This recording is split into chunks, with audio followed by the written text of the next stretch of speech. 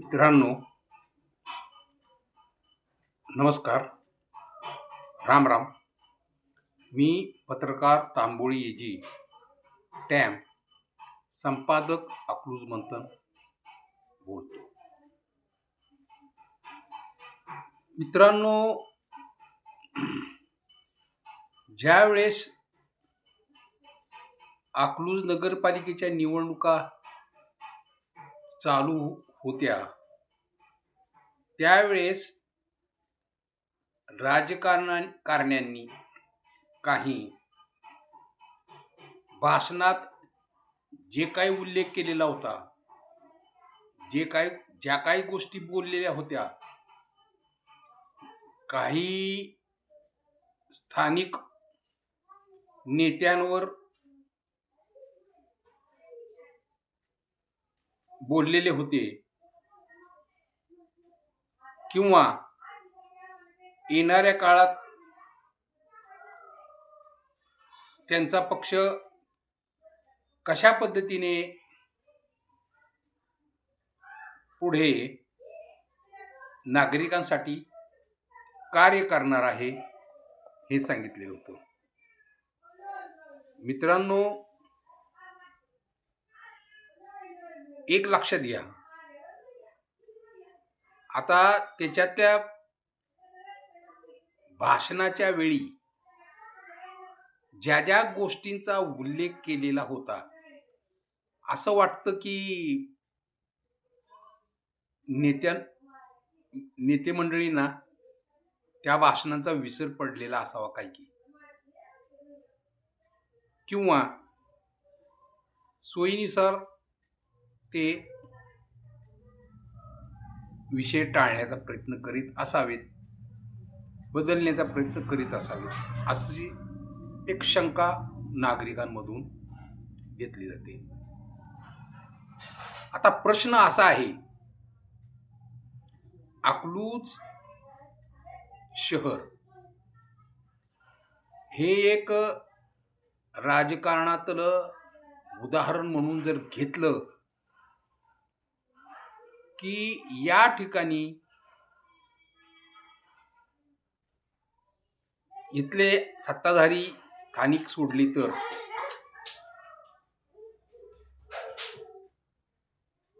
त्यांच्या अपोजिट असलेल्या पक्षाच्या नेत्यांनी बरेचसे तर इथं खास पक्षांच्या आदेशावरून नेमलेले असतात. त्यांनी भाषणबाजी करत असताना कोणीही भिण्याचं कारण नाही वगैरे वगैरे, हे केलं जाईल, ते केलं जाईल, असं होईल, तसं होईल, या सगळ्या गोष्टींचा उल्लेख केलेला होता. प्रश्न असा आहे की खरंच का तसं होणार आहे किंवा तसं झालंय का? नाही, त्याविषयी विचारणार ना तरुण मुलं किंवा स्थानिक जे कोणी वयस्कर मंडळी असेल ते सुद्धा विचारू शकतात. पण पत्रकारांकडे ज्याप्रमाणे ते व्यक्त होत असतात तसं ते राजकीय नेत्यांसमोर व्यक्त होतीलच असं सांगता येणार मुळीच नाही. म्हणजे काय, तुम्ही म्हणाल की टॅमला नक्की काय म्हणायचं आहे? अहो, टॅमला हेच म्हणायचं आहे की आता इथून पुढच्या निवडणुका येईपर्यंत आता तो वेळ कसा काढायचा? मग अशीच गाजरं दाखवली जातात, ती हळूहळू एक एक गाजर खायला टाकलं जाईल. यांची या राजकारण्यांची एक थिंकिंग कॅपॅसिटी ज्याला म्हणतात ना, ती अशा पद्धतीने असते, की जनता काय बनाया जाता है, बनाने वाला चाहिए, असा समज असतो. आणि कसं आहे, की मॉब सायकॉलॉजी म्हणजे समूहाचं मानसशास्त्र जणू काय आपल्यालाच माहीत आहे आणि आपणच त्याच्यातले फार मोठे तज्ञ आहोत. आम्ही जनतेला चांगलं ओळखतो. जनतेतल्या लोकांना चांगलं ओळखतो. अरे, त्यांना कसं फिरवायचं आम्ही जाणतो. अरे, ठीक आहे ना. जनतेला कसं फिरवायचं, जनतेला कसं पळवायचं, जनतेला कसं गप्प बसवायचं, गप्प बसवून त्याला माघारी पाठवायचं, हे तुम्हाला चांगलं कळत असते.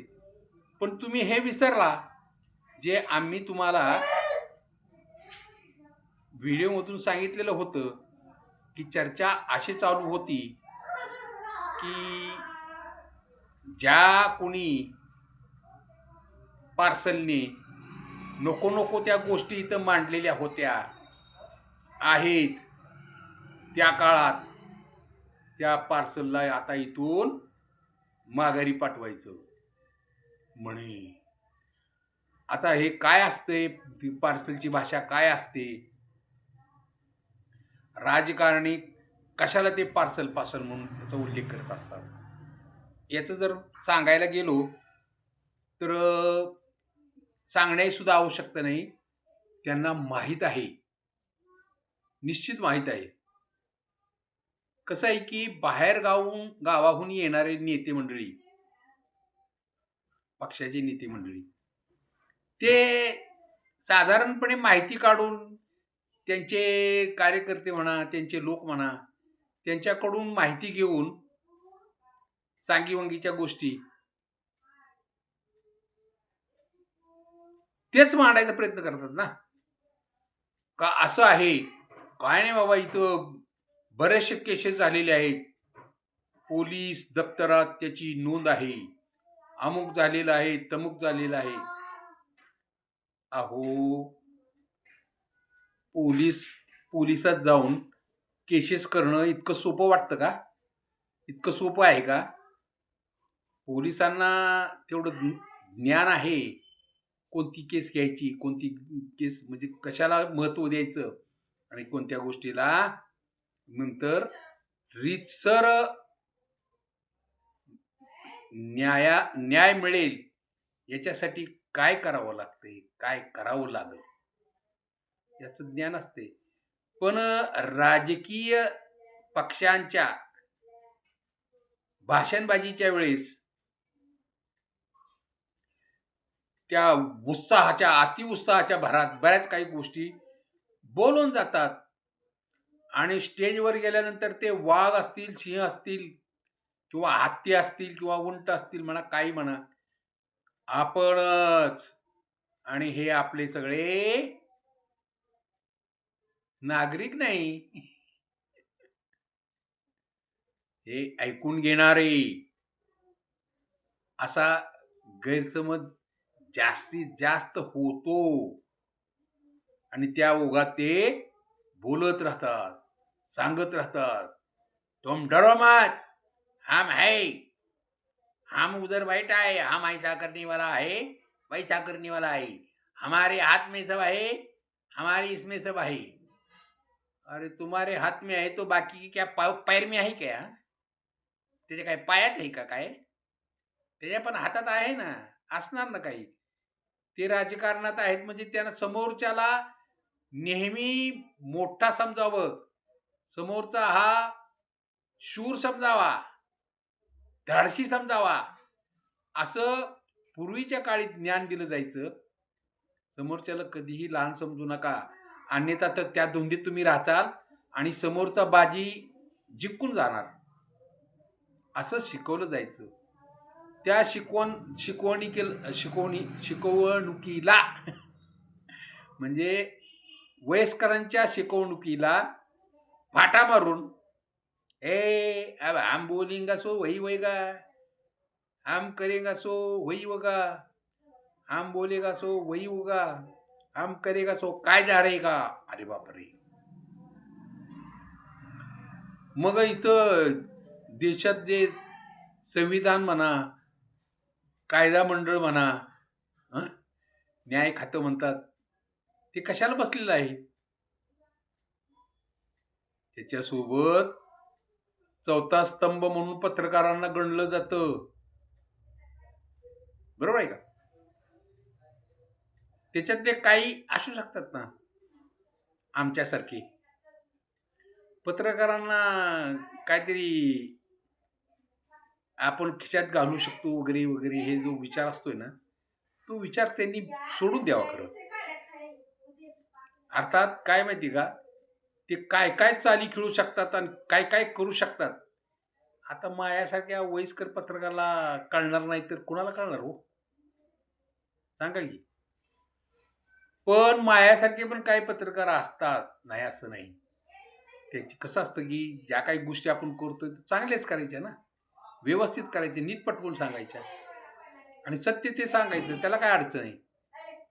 बाकी सर्व कॉमन माणसाला मांडता येत नसतं, बोलता येत नसतं.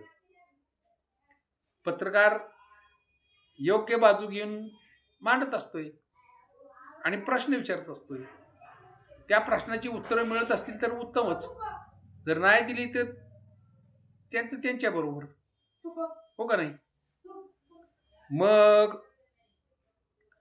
आता मला सांगा, अमुक यांनी हे केलं, तमुक त्यांनी ते केलं, 407 केलं, अमुक अमुक केलं, 302 केलं. अरे बापरे!